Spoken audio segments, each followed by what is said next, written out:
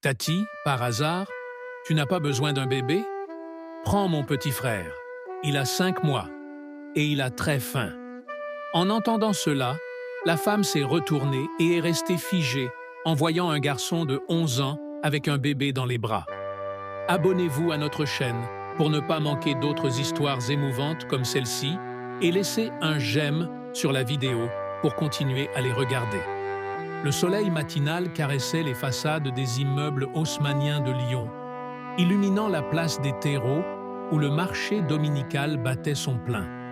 Camille Dubois, une femme de 43 ans aux cheveux châtains parsemés de quelques fils argentés, déambulait entre les étals colorés, son panier en osier se balançant doucement au rythme de ses pas. Ses yeux noisettes, autrefois pétillants de vie, reflétaient désormais une mélancolie qu'elle tentait vainement de dissimuler derrière un sourire poli. « Bonjour, Madame Dubois, les tomates sont particulièrement belles aujourd'hui », lança joyeusement Monsieur Laurent, marchand de légumes qu'elle connaissait depuis des années. « Bonjour, Henri. Je vais en prendre quelques-unes, s'il vous plaît », répondit-elle en examinant distraitement les fruits rouges et charnus. Sa routine dominicale était immuable. Le marché, puis un café sur la terrasse du Café des Artistes, avant de rentrer dans son appartement silencieux pour travailler sur les manuscrits qu'elle devait éditer pour la semaine à venir. En tant que rédactrice principale aux Éditions Lumière, elle passait ses journées à corriger et améliorer les œuvres des autres, tandis que sa propre vie semblait figée dans une parenthèse sans fin. 3 ans plus tôt, son monde s'était effondré lorsque Philippe, son mari de 15 ans, l'avait quittée pour une collègue plus jeune. La douleur de cette trahison s'était amplifiée quand, lors des examens médicaux qui avaient suivi leur séparation, elle avait découvert qu'une endométriose sévère lui avait ôté toute possibilité d'avoir des enfants. 2 coups du sort qui avaient laissé Camille dans un état de torpeur émotionnelle dont elle peinait à s'extraire. Ce dimanche d'avril ne semblait en rien différent des autres. Du moins, c'est ce qu'elle croyait, jusqu'à ce qu'une petite main agrippe sa veste. « Madame, Madame, s'il vous plaît !» Camille baissa les yeux pour découvrir un garçon d'une dizaine d'années. Son visage mince était encadré par des cheveux bruns en bataille, et ses grands yeux bleus révélaient une maturité précoce. Mais ce qui frappa immédiatement Camille, c'était le petit paquet qu'il tenait maladroitement contre sa poitrine.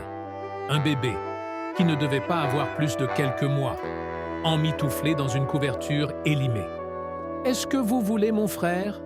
demanda le garçon d'une voix qui se voulait assurée, mais qui tremblait légèrement. « Il s'appelle Louis, il a 5 mois, et il est très sage. » Camille resta figée, incapable de comprendre ce qu'elle venait d'entendre. « Pardon ?»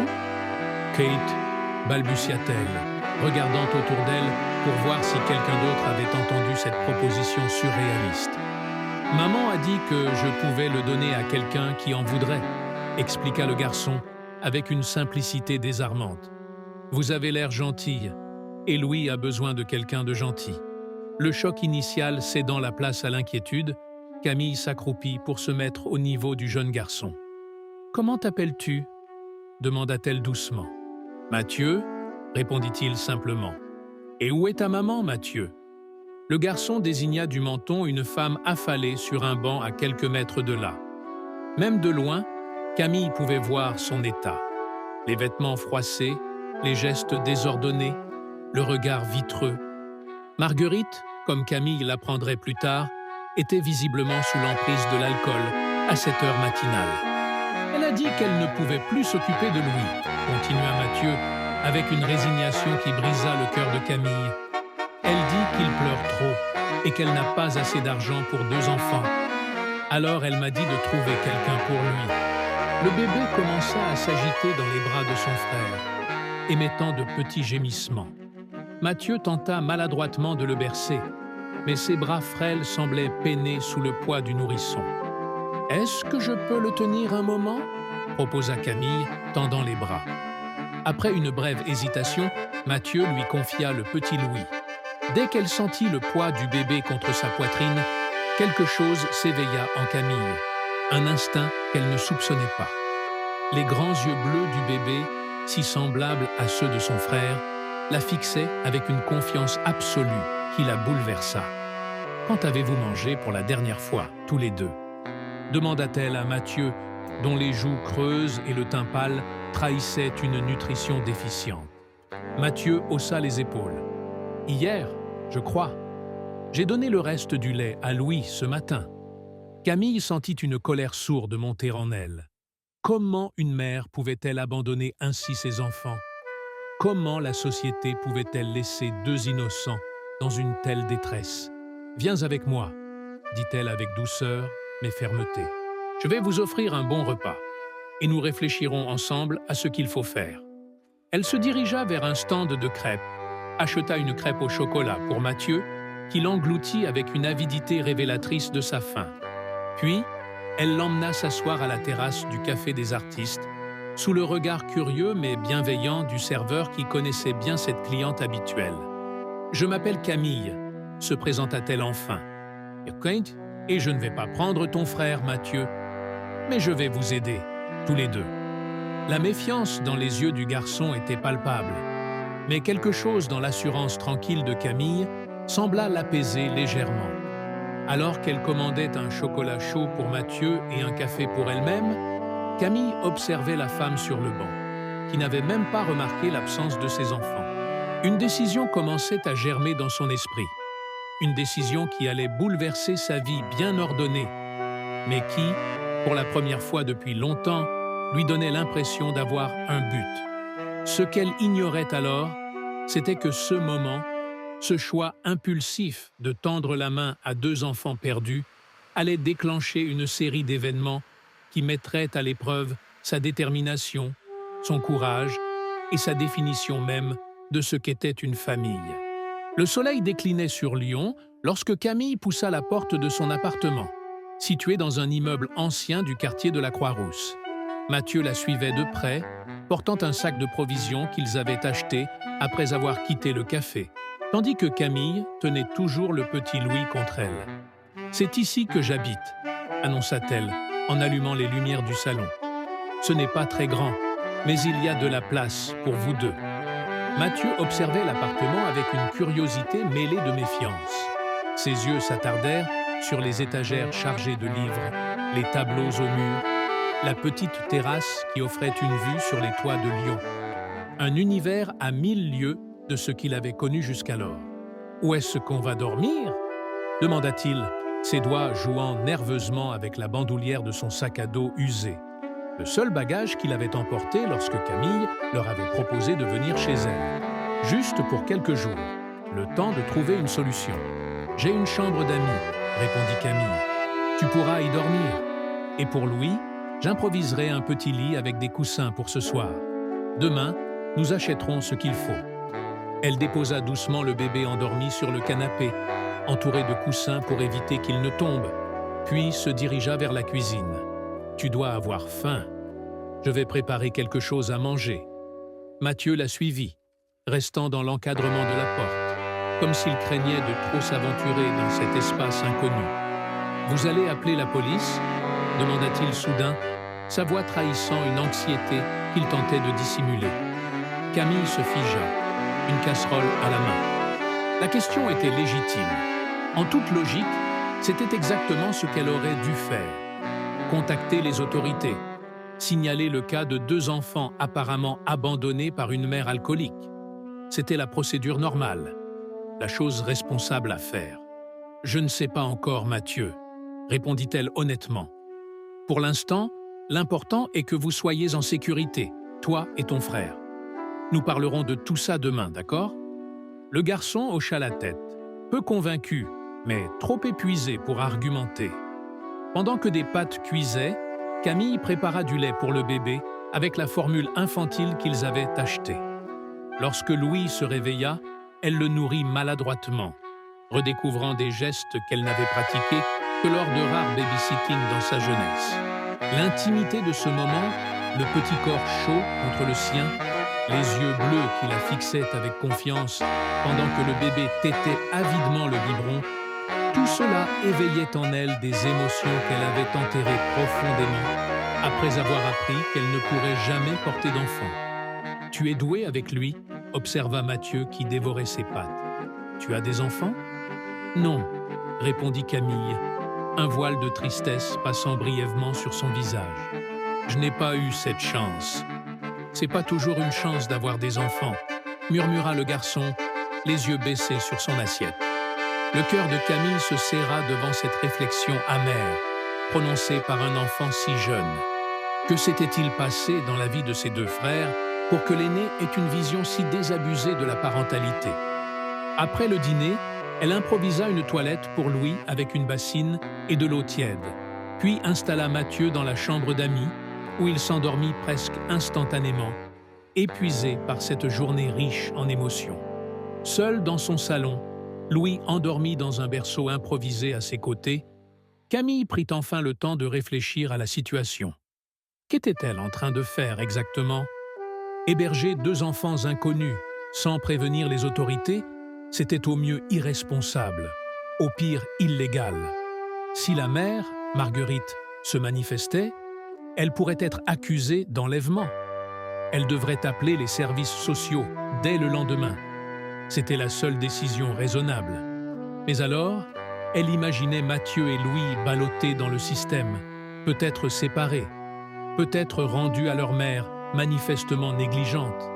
Et cette pensée lui était insupportable. Son téléphone vibra, la tirant de ses réflexions. C'était un message de Philippe, son ex-mari. « J'ai laissé quelques affaires chez toi.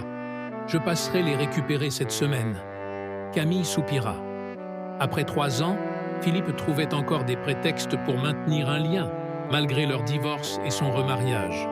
Comme s'il ne voulait pas vraiment la laisser partir, tout en ne voulant plus d'elle. Une complexité émotionnelle qu'elle n'avait ni le temps ni l'énergie d'affronter en ce moment. Elle éteignit son téléphone sans répondre et se dirigea vers sa chambre. En passant, elle jeta un coup d'œil à Mathieu, profondément endormi. Dans son sommeil, les traits du garçon s'étaient adoucis, lui rendant l'innocence de son âge que les épreuves semblaient lui avoir volée. Dans sa chambre, Camille ouvrit un placard et en sortit un vieux carton qu'elle n'avait pas ouvert depuis des années. À l'intérieur se trouvaient des petits objets en bois sculptés. Des animaux, des figurines, des jouets miniatures, des créations qu'elle avait fabriquées autrefois, suivant les techniques que son grand-père lui avait enseignées dans son atelier de Beaujolais. La sculpture sur bois avait été sa passion, avant que la vie professionnelle ne l'absorbe entièrement. Elle caressa du bout des doigts un petit renard, admirant les détails qu'elle avait su capturer dans le bois de tilleul. Peut-être que Mathieu aimerait... Elle s'interrompit. Qu'était-elle en train de faire? S'attacher déjà à ses enfants, comme s'ils allaient rester? Se ressaisissant, elle referma la boîte et la rangea. Demain, elle contacterait les services appropriés. Elle ferait ce qu'il fallait. Pourtant, lorsqu'elle s'endormit cette nuit-là, ses rêves étaient peuplés d'une vie différente. Une vie où le rire d'enfant résonnait dans son appartement, où le petit Louis faisait ses premiers pas en s'accrochant à ses mains, où Mathieu lui montrait fièrement ses dessins. Des images de bonheur simple qui la réveillèrent aux premières lueurs de l'aube, le visage baigné de larmes qu'elle ne se souvenait pas avoir versées. La réalité la rattrapa brutalement lorsqu'elle entendit des pleurs venant du salon. Louis réclamait son petit déjeuner et une nouvelle journée commençait, apportant avec elle des décisions cruciales à prendre. En préparant le biberon pour le bébé, Camille tentait de se raisonner. Ses enfants avaient besoin d'une stabilité, d'une structure, de professionnels capables de gérer leurs situations complexes. Pas d'une éditrice solitaire qui n'avait jamais été mère, qui improvisait des solutions temporaires dans un appartement mal adapté à la vie de famille. Pourtant, quand Louis se calma dans ses bras, quand ses petits doigts s'agrippèrent à son pull avec cette confiance absolue que seuls les bébés peuvent manifester, elle sentit sa résolution vaciller. « On dirait qu'il vous aime bien », dit Mathieu, qui venait d'apparaître dans l'encadrement de la porte, les cheveux ébouriffés par le sommeil. « Il a juste faim », répondit Camille avec un sourire. « Comme toi, j'imagine. Que dirais-tu de crêpes pour le petit déjeuner ?» Les yeux de Mathieu s'illuminèrent brièvement, avant qu'une ombre ne les traverse. « Madame Camille, est-ce que vous allez nous garder ?» La question, simple et directe, la prit au dépourvu. Comment expliquer à un enfant de 11 ans les complexités légales et morales de la situation? Je vais faire tout ce que je peux pour vous aider, Mathieu. Je te le promets. Ce n'était pas vraiment une réponse, et le regard de Mathieu indiquait qu'il le savait parfaitement. Mais pour l'instant, c'était tout ce qu'elle pouvait lui offrir. Une promesse sincère, à défaut d'être précise. Ce qu'elle ignorait encore, c'est que cette promesse allait l'entraîner bien plus loin qu'elle ne l'aurait imaginé ce matin-là, alors que le soleil se levait sur Lyon, éclairant le début d'une journée qui marquerait un tournant dans sa vie. 3 coups secs à la porte réveillèrent Camille en sursaut. L'horloge digitale sur sa table de chevet affichait 02.17. Qui pouvait bien frapper à cette heure? Les coups redoublèrent d'intensité, accompagnés maintenant d'une voix féminine aux intonations avinées. « Ouvrez! Je sais qu'ils sont là! Rendez-moi mes enfants! » Camille sentit son cœur s'accélérer. Marguerite. Comment avait-elle trouvé son adresse? En se levant précipitamment, elle vit Mathieu dans l'embrasure de sa porte, le visage pâle de terreur. « C'est maman, » murmura-t-il. « Elle nous a suivis hier. Je l'ai vue, mais je n'ai rien dit parce que... » Sa voix se brisa. « Ce n'est pas ta faute, » le rassura Camille, posant une main apaisante sur son épaule. « Retourne dans ta chambre avec Louis. Ferme la porte et n'ouvre à personne sauf moi. Tu comprends ?» Le garçon hocha la tête et disparut dans le couloir, tandis que les coups à la porte redoublaient d'intensité. Prenant une profonde inspiration, Camille se dirigea vers l'entrée et entr'ouvrit la porte, maintenue par la chaîne de sécurité. Face à elle se tenait une femme d'une trentaine d'années, aux traits tirés et au regard fiévreux. Ses cheveux blonds, ternes et emmêlés, encadraient un visage qui aurait pu être beau s'il n'avait pas été marqué par l'alcool et les privations. « Où sont mes enfants ?» exigea Marguerite, tentant de pousser la porte. Une odeur d'alcool émanait d'elle, confirmant les craintes de Camille. « Madame, il est 2 heures du matin, » répondit calmement Camille, résistante à la pression. « Vos enfants dorment. Nous pouvons discuter, mais pas comme ça, pas maintenant. » « Ne me dites pas comment m'occuper de mes gosses, » s'emporta Marguerite. « Mathieu, Louis, venez ici immédiatement. »« Madame, vous êtes ivre, » constata Camille, sentant sa patience s'éroder. « Je vous propose de revenir demain, quand vous serez en état de discuter. Pour l'instant, les enfants sont en sécurité et... »« Ils ne sont pas à vous ?» coupa Marguerite, son visage se tordant de colère. « Vous n'avez pas le droit de les garder.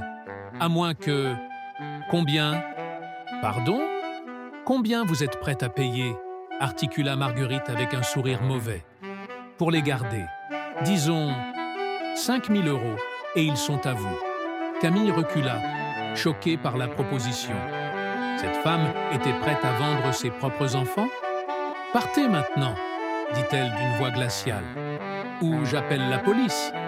La mention de la police sembla avoir l'effet escompté.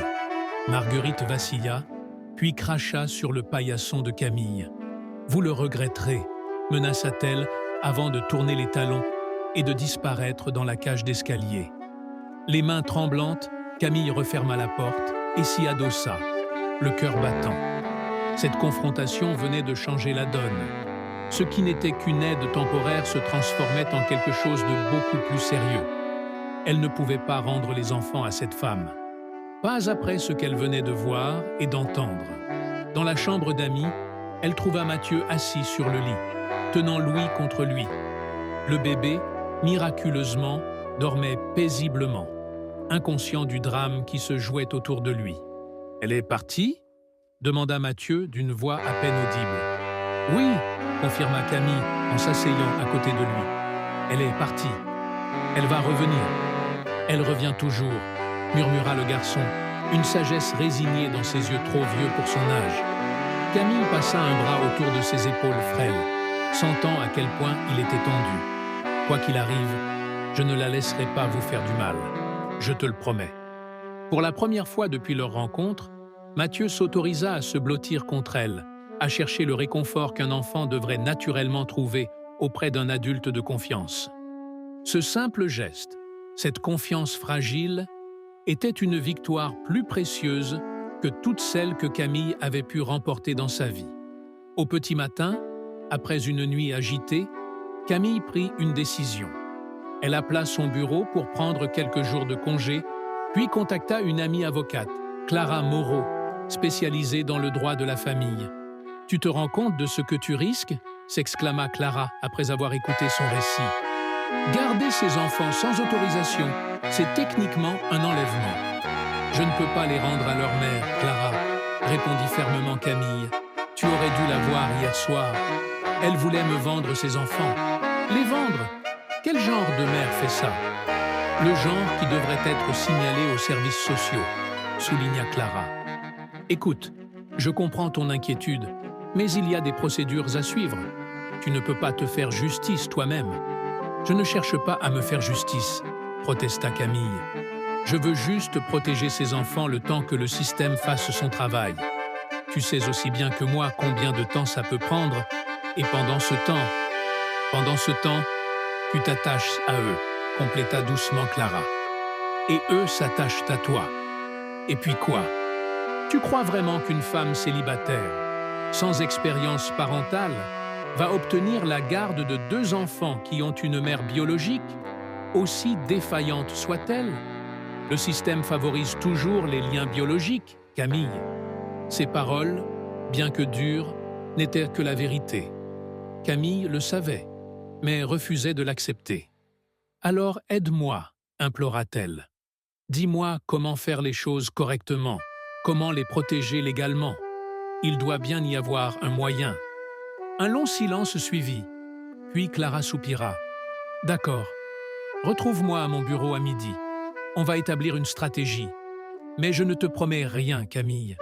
La route sera longue et difficile. » Après avoir raccroché, Camille se tourna vers Mathieu, qui jouait silencieusement avec Louis sur le tapis du salon. Pour la première fois depuis leur arrivée, le garçon semblait détendu, presque comme un enfant normal.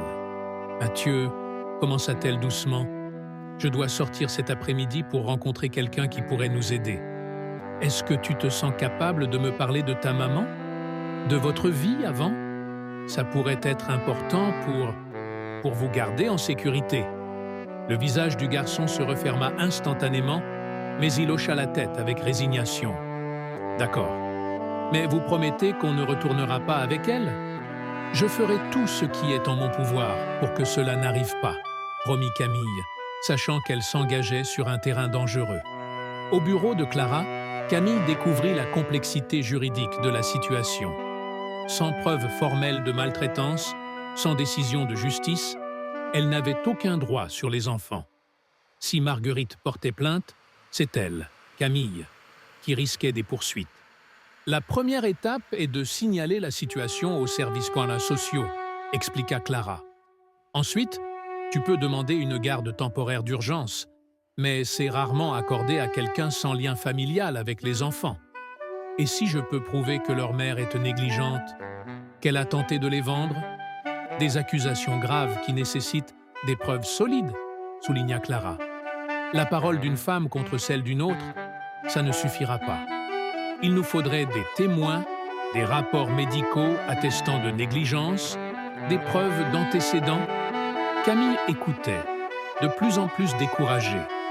Le système, censé protéger les enfants, semblait construit sur un labyrinthe de procédures qui les laissait vulnérables pendant des mois, voire des années. En rentrant chez elle, la tête bourdonnante d'informations juridiques, Camille trouva une surprise de taille. Philippe, son ex-mari, confortablement installé dans son salon, discutant avec Mathieu. « Ah, te voilà enfin !» lança-t-il avec ce sourire condescendant qu'elle détestait tant. « J'étais venu récupérer mes affaires, comme je te l'avais dit. Je ne m'attendais pas à trouver... ça. » Il désigna d'un geste vague Mathieu et Louis, qui dormaient dans son couffin improvisé. « Désolé d'avoir ouvert, » murmura Mathieu à Camille. « Il a dit qu'il était votre mari. »« Ex-mari, » corrigea Camille, jetant un regard noir à Philippe. « et il n'aurait pas dû entrer sans ma permission. Philippe se leva, sa haute stature emplissant l'espace, son costume impeccable contrastant avec le décor simple de l'appartement. « On peut parler en privé ?» demanda-t-il, son ton suggérant que ce n'était pas vraiment une question. Dans la cuisine, loin des oreilles de Mathieu, Philippe ne cacha pas sa désapprobation. « Tu as perdu la tête? Héberger des enfants inconnus? Et si leur mère porte plainte? Et si ce sont des enfants à problème? Tu ne sais rien d'eux. »« Je sais qu'ils ont besoin d'aide, » répondit calmement Camille. « Et je sais que leur mère a tenté de me les vendre hier soir. » Philippe écarquilla les yeux, momentanément déstabilisé. Puis, il sembla se reprendre. Raison de plus pour les confier aux autorités compétentes. Ce n'est pas ton problème, Camille. Tu as toujours été comme ça, à t'impliquer émotionnellement dans des situations qui te dépassent. Comme notre mariage, tu veux dire? Répliqua-t-elle avec amertume. Un silence inconfortable s'installa entre eux, lourd de non-dits et de blessures jamais vraiment cicatrisées. « Je m'inquiète pour toi, c'est tout, » reprit Philippe d'une voix plus douce. « Tu ne peux pas remplacer l'enfant que tu n'as pas pu avoir par ces deux-là. Ce n'est pas sain, ni pour toi, ni pour eux. » Cette remarque, cruellement précise, atteignit Camille en plein cœur. Était-ce vraiment ce qu'elle faisait? Tentait-elle inconsciemment de combler un vide en s'attachant à ses enfants? « Tu devrais partir, » dit-elle finalement, la voix tremblante d'une colère contenue. « Tes affaires sont dans le placard de l'entrée. Prends-les et va-t'en. » Philippe hésita, comme s'il voulait ajouter quelque chose, puis hocha la tête et sortit de la cuisine. Quelques minutes plus tard, la porte d'entrée se refermait derrière lui. Camille resta un long moment appuyée contre le comptoir de la cuisine, tentant de reprendre le contrôle de ses émotions. Quand elle rejoignit finalement Mathieu dans le salon, elle fut surprise de le trouver en train de bercer Louis, chantonnant doucement une comptine. « C'est une chanson que maman nous chantait avant », expliqua-t-il en voyant son regard, « quand elle allait bien. » Cette simple phrase contenait tant de tristesse, tant de nostalgie pour une normalité perdue, que Camille dut lutter contre les larmes qui menaçaient de couler. « Mathieu, » commença-t-elle, s'asseyant à côté de lui, « je ne peux pas te promettre que tout ira bien. Je ne peux pas te promettre que vous resterez ici pour toujours. Mais je te promets que je ferai tout ce qui est possible pour vous protéger, toi et Louis. Et quoi qu'il arrive, vous aurez toujours une place dans ma vie. » Le garçon la regarda longuement, avec cette intensité troublante qu'ont parfois les enfants qui ont grandi trop vite. « Je vous crois, » dit-il simplement. Et dans ces deux mots, Camille trouva la force de continuer à se battre, malgré les obstacles qui se dressaient devant elle. Les jours se transformèrent en semaines. Ce qui avait commencé comme une solution temporaire devenait progressivement une nouvelle normalité. Camille avait aménagé la chambre d'amis pour Mathieu avec une petite bibliothèque et un bureau. Pour Louis, elle avait acheté un véritable berceau, des vêtements, des jouets adaptés à son âge. Son appartement, autrefois sanctuaire de solitude, résonnait maintenant des gazouillis du bébé et des pas feutrés de Mathieu. Sur le plan légal, les choses avançaient lentement. Avec l'aide de Clara, Camille avait déposé un signalement officiel auprès des services sociaux et entamé des démarches pour obtenir une garde temporaire. Une assistante sociale, Madame Benoît, une femme d'une cinquantaine d'années, au regard bienveillant mais vigilant, venait régulièrement évaluer la situation. « Vous comprenez bien que c'est exceptionnel », avait-elle expliqué lors de sa première visite. « Normalement, ces enfants devraient être placés dans une famille d'accueil agréée en attendant que la situation de leur mère soit évaluée. Mais ils sont déjà installés ici, » avait plaidé Camille. Mathieu commence à se sentir en sécurité, Louis s'épanouit. Les déplacer maintenant serait traumatisant. L'argument avait porté, temporairement du moins. Le fait que Marguerite ait disparu de la circulation après sa visite nocturne aidait également. Sans mère réclamant ses enfants, le système était moins pressé de les déplacer. Un matin de mai, alors que Camille préparait le petit déjeuner, elle remarqua Mathieu qui observait avec curiosité les petites sculptures en bois qu'elle avait sorties de leur boîte et disposées sur une étagère du salon. « C'est vous qui les avez faites ?» demanda-t-il, caressant du bout des doigts un petit hibou aux yeux ronds. « Oui, il y a longtemps, » répondit Camille. « Mon grand-père était ébéniste dans le Beaujolais. Il m'a appris à sculpter quand j'étais à peine plus âgé que toi. Vous pourriez m'apprendre ?» La question était posée avec une hésitation touchante, comme si demander quoi que ce soit était un risque énorme pour lui. Camille sentit son cœur se serrer. « Bien sûr, j'aimerais beaucoup ça. » Le week-end suivant, elle l'emmena dans une quincaillerie pour acheter des outils adaptés à ses mains d'enfant et du bois tendre, facile à travailler. Ils installèrent un petit atelier sur la terrasse et Camille lui montra les gestes de base, comment tenir le couteau à sculpter, comment suivre le grain du bois. Mathieu se révéla étonnamment doué et patient. Pour un enfant habituellement agité, il pouvait rester des heures concentré sur son travail, son front plissé par l'effort, sa langue dépassant légèrement entre ses lèvres. Sa première création fut un petit bateau rudimentaire, mais Camille l'accueillit comme un chef-d'œuvre. « On pourrait en faire d'autres », suggéra-t-elle. « Des jouets pour Louis, peut-être ?» L'idée sembla enchanter Mathieu. Bientôt, ils développèrent une petite collection. Des animaux simples, des petites voitures, des personnages basiques. Chaque création était unique, imparfaite, mais pleine de caractère. Un soir, alors qu'ils rangeaient leurs outils, Mathieu lui demanda soudain « Est-ce qu'on pourrait les vendre ?»« Les vendre ?» ?»« Oui, au marché. Comme les gens qui vendent des choses qu'ils ont faites. J'ai vu un stand la semaine dernière, quand on est allé acheter des fruits. » Camille réfléchit. L'idée n'était pas si farfelue. Les jouets artisanaux en bois avaient le vent en poupe, surtout auprès des parents en quête d'alternatives aux jouets en plastique. « Pourquoi pas ?» dit-elle finalement. « On pourrait commencer petit, voir si ça plaît aux gens. » Dans les semaines qui suivirent, leur projet prit forme. Camille demanda un congé sabbatique à la maison d'édition, prétextant un projet d'écriture personnelle. En réalité, elle consacrait ses journées à perfectionner leur création, tandis que Mathieu, inscrit temporairement à l'école du quartier, rejoignait l'atelier improvisé dès son retour des cours. Ils obtinrent un petit emplacement au marché artisanal de la Croix-Rousse, un quartier de Lyon connu pour son esprit créatif et bohème. Leur premier jour fut mitigé. Quelques ventes, beaucoup de regards curieux, mais peu d'enthousiasme franc. Puis, une cliente s'arrêta longuement devant leur étal, examinant chaque pièce avec attention. « Ces jouets ont une âme », déclara-t-elle finalement. « On sent qu'ils ont été faits avec amour. » Elle acheta 3 pièces et leur demanda une carte de visite. Camille n'en avait pas, mais improvisa en écrivant son nom et son numéro sur un morceau de papier.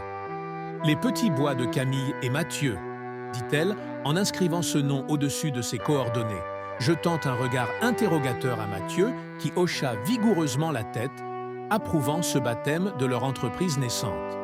2 jours plus tard, la femme rappela pour commander une dizaine de pièces pour sa boutique de jouets dans le Vieux-Lyon. D'autres commandes suivirent. Le bouche à oreille fonctionnait. Bientôt, ils durent établir une petite liste d'attente. « On pourrait ouvrir notre propre boutique un jour », rêvait Mathieu, ses yeux brillants d'une excitation qu'elle ne lui avait jamais vue auparavant. « Pourquoi pas ?» répondait Camille, savourant ces moments de normalité, ces projets d'avenir qu'ils construisaient ensemble, comme si leur situation était stable et permanente. Mais la réalité les rattrapait parfois brutalement. Un soir, alors qu'ils rentrèrent d'une journée particulièrement réussie au marché, ils trouvèrent Marguerite, qui les attendait devant leur immeuble. Visiblement sobre pour une fois, mais le regard tout aussi déterminé. « J'ai des droits », déclara-t-elle sans préambule. « Ce sont mes enfants. J'ai vu un avocat. » Camille sentit Mathieu se raidir à côté d'elle, sa main cherchant instinctivement la sienne. « Nous pouvons discuter de ça calmement », proposa Camille, tentant de garder une voix stable malgré la peur qui lui nouait le ventre. « Mais pas ici, pas comme ça. Je veux les récupérer, » insista Marguerite. « J'ai changé, j'ai arrêté de boire. Je peux leur offrir un foyer maintenant. » Son apparence, effectivement, s'était améliorée. Ses cheveux étaient propres, ses vêtements soignés. Mais Mathieu tremblait toujours, et Louis, dans sa poussette, commençait à s'agiter, comme s'il sentait la tension dans l'air. « Madame Benoît, l'assistante sociale, doit venir demain, » dit Camille. « Pourquoi ne pas en discuter avec elle? Elle pourra nous aider à trouver la meilleure solution pour les enfants. » Marguerite hésita, puis acquiesça à contre-cœur. « Demain, alors. Mais ne croyez pas que vous pouvez les garder pour toujours. La loi est de mon côté. Je suis leur mère. » Ces derniers mots résonnèrent longtemps dans l'esprit de Camille, même après que Marguerite fût partie. « Je suis leur mère. » Une vérité biologique incontestable. Un lien que Camille, malgré tout l'amour qu'elle portait aux enfants, ne pourrait jamais égaler aux yeux de la loi. Cette nuit-là, incapable de dormir, elle entendit des bruits de pas dans le couloir. Se levant silencieusement, elle trouva Mathieu devant la chambre de Louis, regardant le bébé endormi. « J'ai peur qu'elle nous reprenne », murmura-t-il sans se retourner, sentant sa présence. Elle dit qu'elle a changé, mais ça ne dure jamais. Elle fait des promesses. Et puis, Camille s'agenouilla à côté de lui, passant un bras autour de ses épaules. « Je ne peux pas te promettre que tout ira comme on le souhaite, Mathieu. Mais je peux te promettre que je me battrai pour vous, de toutes mes forces. Et même si vous devez retourner avec votre mère, je serai toujours là pour vous.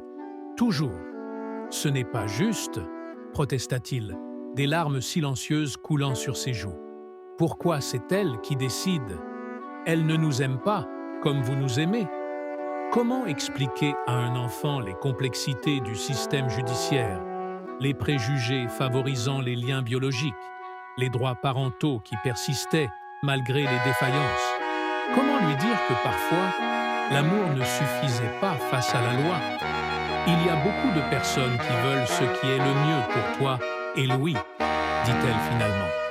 Madame Benoît, Clara, moi, nous allons tous nous assurer que vous soyez en sécurité et heureux, je te le promets. Le lendemain, la rencontre avec Marguerite et l'assistante sociale fut tendue. Marguerite présenta des preuves de son rétablissement. Un certificat d'une clinique de désintoxication, un contrat de location pour un nouvel appartement, une promesse d'embauche dans un restaurant. « J'ai fait des erreurs, » admit-elle. « Mais j'ai le droit à une seconde chance. Ce sont mes enfants. » Madame Benoît écoutait attentivement, prenant des notes, son visage ne trahissant aucune émotion. Camille, elle, sentait son cœur se briser à chaque mot. Mathieu, assis à côté d'elle, gardait les yeux fixés sur le sol. « Bien sûr, la réintégration sera progressive, » précisa l'assistante sociale. « Des visites supervisées d'abord, puis des week-ends, avant d'envisager un retour définitif. Tout cela sera évalué en fonction du bien-être des enfants. »« Je comprends, » acquiesça Marguerite. « Je veux juste une chance de leur montrer que j'ai changé. » Après le départ de Marguerite, Madame Benoît resta pour discuter avec Camille. « Elle semble sincère, » concéda-t-elle. « Et la loi favorise la réunification familiale quand c'est possible. Et si ce n'est pas ce que veulent les enfants ?» demanda Camille. Mathieu est terrifié à l'idée de retourner avec elle. L'opinion de Mathieu sera prise en compte, bien sûr, mais à son âge, il n'a pas le dernier mot. Quant à Louis, il est trop jeune pour exprimer une préférence. Alors, c'est fini? Tout ce que nous avons construit ici, rien n'est décidé, Madame Dubois. Le processus sera long et rigoureux, mais je dois vous préparer à toutes les éventualités. Cette nuit-là, seule dans sa chambre, Camille pleura pour la première fois depuis que les enfants étaient entrés dans sa vie. Pleura pour la famille qu'elle avait commencé à construire et qui risquait de lui être arrachée. Pleura pour Mathieu et Louis, ballottés entre les adultes et les institutions. Pleura pour elle-même, pour ce cœur qu'elle avait imprudemment ouvert et qui allait être brisé. Le palais de justice de Lyon imposait par sa solennité. Camille, vêtue d'un tailleur sobre qu'elle ne portait que pour les grandes occasions, serra la main de Clara avant d'entrer dans la salle d'audience. 3 mois s'étaient écoulés depuis la réapparition de Marguerite. 3 mois de visites supervisées, d'évaluations psychologiques, de rapports sociaux et finalement, aujourd'hui, l'audience qui déterminerait l'avenir de Mathieu et Louis. « Tu es prête ?» demanda Clara, ajustant la bandoulière de son cartable en cuir.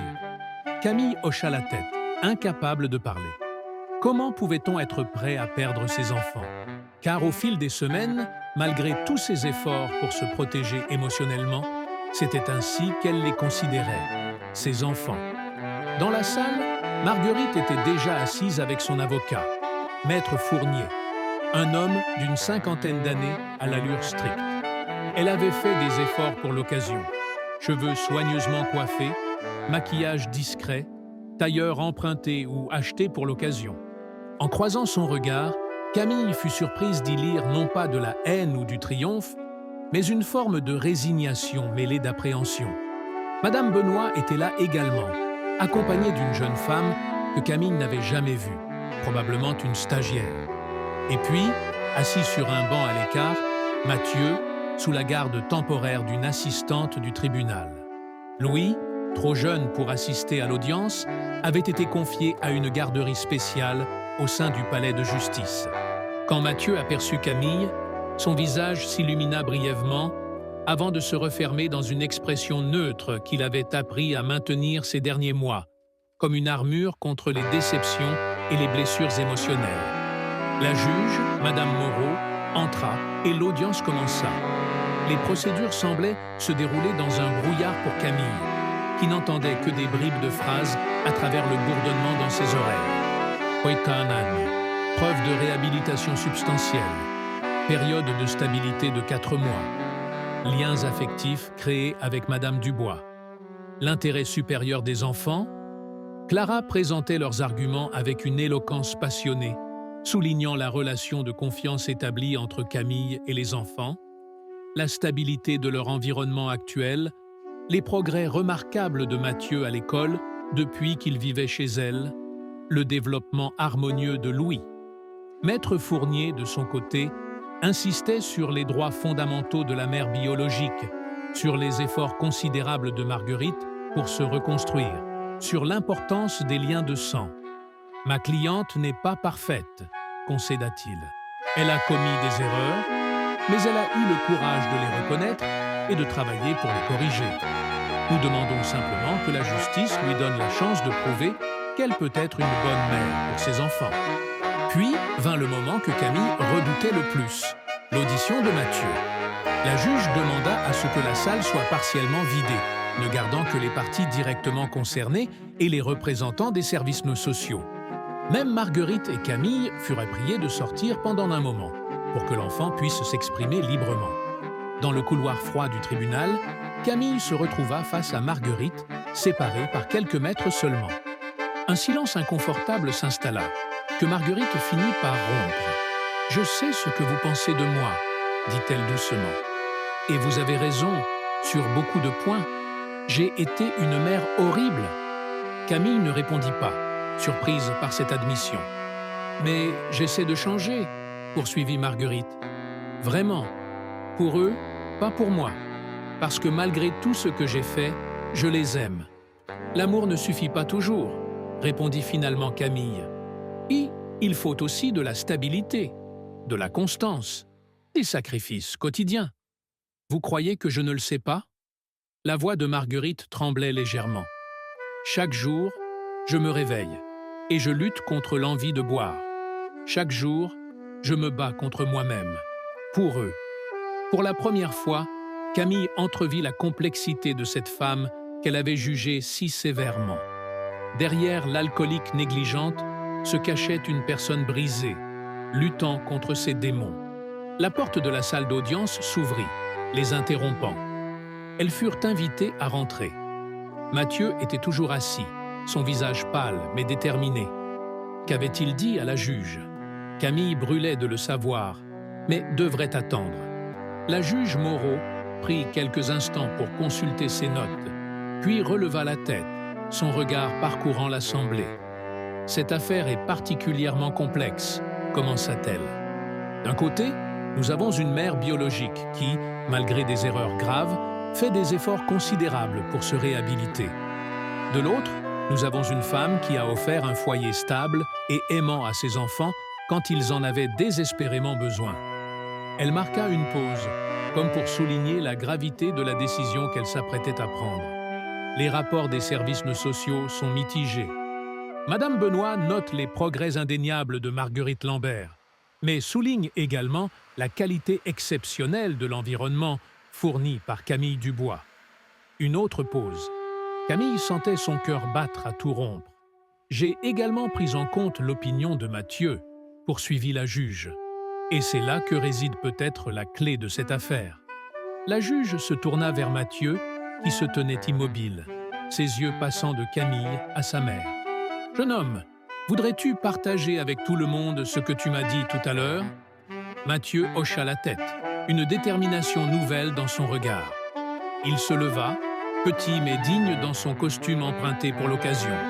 J'ai dit que... Sa voix était à peine audible. Il s'éclaircit la gorge et reprit plus fort. J'ai dit que maman n'était pas une mauvaise personne. Elle a juste été malade longtemps.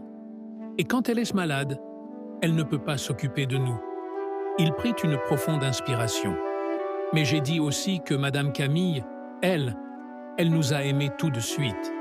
Elle n'était pas obligée, mais elle l'a fait quand même. Et elle nous a jamais laissés. Jamais. Des larmes silencieuses coulaient sur les joues de Camille. Et puis, j'ai dit que... Mathieu hésita, regardant d'abord sa mère. J'ai dit que je pensais qu'une mère, c'est pas juste celle qui nous a mis au monde. C'est celle qui reste, qui s'occupe de nous, qui nous aime même quand c'est difficile. Un silence lourd tomba sur la salle. Même la juge semblait émue par la sagesse de cet enfant de 11 ans. « C'est pourquoi, » reprit la juge après un moment, « je vais rendre une décision peut-être inhabituelle, mais qui me semble être dans l'intérêt supérieur des enfants. » Elle se redressa, son regard alternant entre Marguerite et Camille. La garde principale des enfants est confiée à Madame Dubois pour une période d'1 an, durant laquelle Madame Lambert disposera d'un droit de visite progressif, commençant par des visites supervisées et évoluant vers des week-ends complets, si tout se passe bien. À l'issue de cette année, la situation sera réévaluée. Camille ferma les yeux, laissant le soulagement l'envahir. 1 an. 1 an pendant lequel Mathieu et Louis resteraient avec elle. 1 an pour leur offrir la stabilité dont ils avaient besoin. Cependant, poursuivit la juge, j'encourage fortement les 2 parties à collaborer dans l'intérêt des enfants. Ces garçons ont la chance incroyable d'avoir 2 femmes prêtes à se battre pour eux. Plutôt que de voir cela comme une compétition, considérez-le comme une opportunité de créer un réseau de soutien autour d'eux. La suggestion était audacieuse, presque utopique. Camille jeta un regard vers Marguerite, s'attendant à voir de la colère ou de la frustration. Au lieu de cela, elle trouva une résignation mêlée d'un soulagement inattendu, comme si un poids immense venait d'être retiré de ses épaules. Lorsqu'elles se retrouvèrent dans le couloir, après la fin de l'audience, Marguerite s'approcha de Camille. « Je comprends sa décision », dit-elle doucement. « Et peut-être que c'est mieux ainsi, pour l'instant. Je ne suis pas encore prête, malgré tous mes efforts. »« Vous pourrez les voir, » répondit Camille, « autant que le permet la décision du juge. Ils ont besoin de vous, dans leur vie. » Marguerite hocha la tête, des larmes aux yeux. Puis, surprenant Camille, elle lui tendit la main. « Pour eux, » dit-elle simplement. Camille prit sa main, scellant un pacte silencieux. « Pour eux, » confirma-t-elle. Cette nuit-là, après avoir couché Louis et embrassé Mathieu, Camille s'assit sur la terrasse de son appartement, contemplant les lumières de Lyon qui scintillaient dans l'obscurité. Sa vie avait pris une tournure qu'elle n'aurait jamais imaginée quelques mois plus tôt. Elle pensa à Philippe, qui avait récemment appris la nouvelle, et l'avait appelé pour lui présenter des excuses maladroites pour son manque de soutien initial. Elle pensa à sa carrière d'éditrice, mise entre parenthèses mais pas abandonnée. Elle pensa à leur petite entreprise de jouets en bois qui commençait à prospérer et qui représentait bien plus qu'une source de revenus, un symbole de leur renaissance à tous.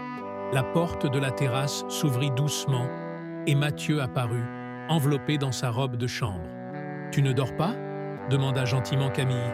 « Je n'y arrive pas, » admit-il, s'asseyant à côté d'elle sur le petit banc. Je pensais à ce que la juge a dit, que j'ai deux mères, en quelque sorte. Camille passa un bras autour de ses épaules. « Et qu'est-ce que tu en penses ?»« Je pense que... » Il chercha ses mots. « Je pense que c'est bien. Parce que maman, elle essaie vraiment de changer. Et peut-être qu'un jour, elle y arrivera vraiment. Et en attendant, on vous a, vous. »« Toujours, » confirma Camille. « Quoi qu'il arrive, vous m'aurez toujours. » Ils restèrent ainsi un long moment, contemplant silencieusement la ville endormie, unis par un lien qui dépassait les conventions et les définitions traditionnelles. Un lien forgé, non pas par le sang ou la loi, mais par quelque chose de bien plus puissant, le choix d'aimer, envers et contre tout. Et Camille sut, en ce moment précis, que même si rien n'était parfait, même si l'avenir restait incertain, ils avaient créé ensemble quelque chose de précieux et de durable. Une famille, dans le sens le plus profond et le plus vrai du terme.